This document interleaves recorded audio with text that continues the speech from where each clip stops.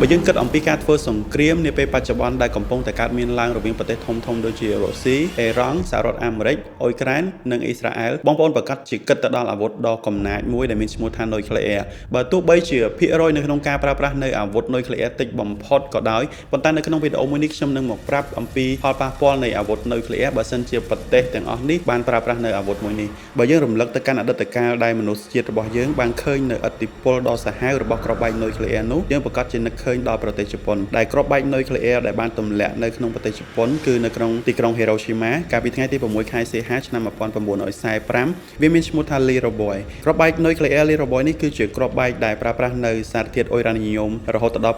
235ហើយកម្លាំងផ្ទុះមានត្រឹមតែ15គីឡូតោនតែប៉ុណ្ណោះប៉ុន្តែផលប៉ះពាល់គឺពិតជាច្រើនខ្លាំងមែនទែនដែលនៅពេលដែលគ្រាប់បែកនេះបានផ្ទុះភ្លាមៗមនុស្សប្រមាណប្រហែលជា70000នាក់គឺបានស្លាប់តែម្ដងហើយបន្ទាប់មកការស្លាប់ក៏បានកើនឡើងរហូតដល់140,000នាក់គ្រាប់បែកមួយនេះគឺជាគ្រាប់បែកដែលអាមេរិកដាក់ឈ្មោះវាថាគឺជាលេរ៉ូបុយគឺជាគ្រាប់បែកខ្នាតតូចរបស់សហរដ្ឋអាមេរិកនៅក្នុងឆ្នាំ1945ហ្នឹងរហូតមកដល់ថ្ងៃទី9ខែសីហាដដែលរំលងប្រមាណតែ3ថ្ងៃប៉ុណ្ណោះសហរដ្ឋអាមេរិកបានទម្លាក់គ្រាប់បែកនុយក្លេអ៊ែរនេះមកគ្រាប់ទៀតទៅលើទីក្រុងណាកាសាគីដែលគ្រាប់បែកមកគ្រាប់នេះគឺមានឈ្មោះថា Fat Man ហើយវាមានកម្លាំងផ្ទុះរហូតដល់20គីឡូតោនគ្រាប់បែកនេះគឺវាផ្ទុះនៅក្នុងរយៈកម្ពស់500ម៉ែត្រពីដីនៅពេលដែលគ្រាប់បែក Fat Man ផ្ទុះនៅក្នុងរយៈកម្ពស់500ម៉ែត្រពីដីនោះបានបង្កការបំផ្លិចបំផ្លាញយ៉ាងធ្ងន់ធ្ងរបំផុតនៅក្នុងរយៈចម្ងាយ3ទៅ4គីឡូម៉ែត្រនៅពេលនោះមនុស្សប្រហែលជា40000នាក់បានស្លាប់ភ្លាមៗតែម្ដងបន្ទាប់ពីនឹងមួយថ្ងៃមកគេក៏រកឃើញថាមនុស្សស្លាប់គឺបានកើនឡើងរហូតដល់70000នាក់គ្រាប់បែកនុយក្លេអ៊ែរដែលទម្លាក់នៅក្នុងទីក្រុងហេរ៉ូស៊ីម៉ា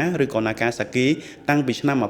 1945មកមានកម្លាំងផ្ទុះខ្លាំងបំផុតត្រឹម20គីឡូតោនប៉ុន្តែបើយើងប្រៀបធៀបមកដល់ពេលបច្ចុប្បន្នមិនថាសហរដ្ឋអាមេរិកឬក៏ប្រទេសរុស្ស៊ីប្រទេសចិនទេគេបានអភិវឌ្ឍគ្រាប់បែកនុយក្លេអ៊ែរនេះឡើងដល់កម្រិតខ្ពស់ខ្លាំងមែនទែនដែលកម្លាំងផ្ទុះគឺបានរហូតដល់50គីឡូតោនរហូតមកដល់ពេលបច្ចុប្បន្ននេះយើងមិនទាន់ឃើញនៅឥទ្ធិពលនៃគ្រាប់បែកនុយក្លេអ៊ែរដែលមានកម្លាំងផ្ទុះរហូតដល់50គីឡូតោននោះទេប៉ុន្តែបើសិនជាយើងនិយាយគុណគូទៅតាមភាពជាក់ស្ដែងនោះ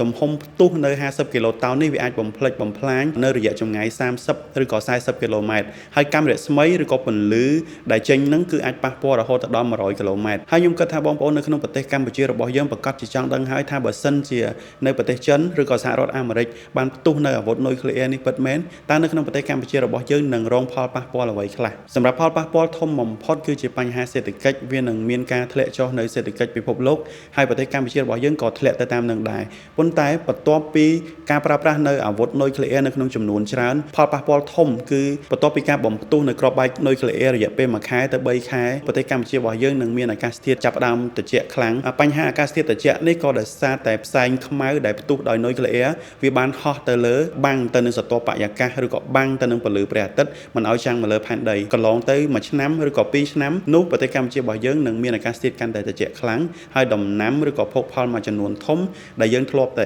ដាំដោយពឹងផ្អែកទៅលើពន្លឺព្រះអាទិត្យនោះវានឹងងាប់អស់ជាមិនខានយើងមិនហ៊ានសម័យទេបើសិនជាមានការប្រើប្រាស់នៅនុយក្លេអ៊ែរច្រើនប្រទេសកម្ពុជារបស់យើងក៏មានផលប៉ះពាល់ធ្ងន់ដែរដែលតាមការស្រាវជ្រាវតាមបែបវិទ្យាសាស្ត្រនៅពេលដែលមានគ្រាប់បែកនុយក្លេអ៊ែរផ្ទុះច្រើនបែបនេះអាកាសធាតុនៅតំបន់អឺរ៉ុបនឹងធ្លាក់ត្រជាក់ខ្លាំងមែនទែនប៉ុន្តែបើមកដល់ប្រទេសកម្ពុជារបស់យើងសីតុណ្ហភាពធ្លាប់តែ38ឬក៏37ឬក៏35អង្សាអញ្ចឹងវាធ្លាក់នៅត្រឹមតែ20ទៅ25អង្សាតែប៉ុណ្ណោះវាមិនធ្លាក់ដល់ថ្នាក់ត្រជាក់ឬក៏កកខ្លាំងទេក៏ដោយសារតែប្រទេសរបស់យើងគឺវានៅឆ្ងាយប៉ុន្តែរំលងទៅប្រហែលជា5ឬក៏8ឆ្នាំទៅមុខទៀតអាចនឹងត្រជាក់កាន់តែខ្លាំងដោយសារតែខ្យល់គឺបានពំនាំយកអាកាសធាតុត្រជាក់ពីប៉ែកខាងអឺរ៉ុបឬក៏តំបន់ផ្សេងហើយបកផាត់មកដល់ប្រទេសកម្ពុជារបស់យើងនោះសីតុណ្ហភាពប្រកាសជាចុះច្រើនជាងនឹងហើយនេះគឺជាហានិភ័យនៃការប្រើប្រាស់នៅអាវុធនុយក្លេអ៊ែរបើយោងទៅតាមអ្នកវិភាគរបស់សហរដ្ឋអាមេរិកជាច្រើនរូបលោកបាននិយាយថាបើសិនជាសហរដ្ឋអាមេរិកឬក៏ប្រទេសមហាអំណាចធំណាមួយប្រើប្រាស់នៅអាវុធនុយក្លេអ៊ែរម្ដងទៀតគេនឹងលែងហៅសង្គ្រាមនេះថាជាសង្គ្រាមលោកលើកទី3ហើយ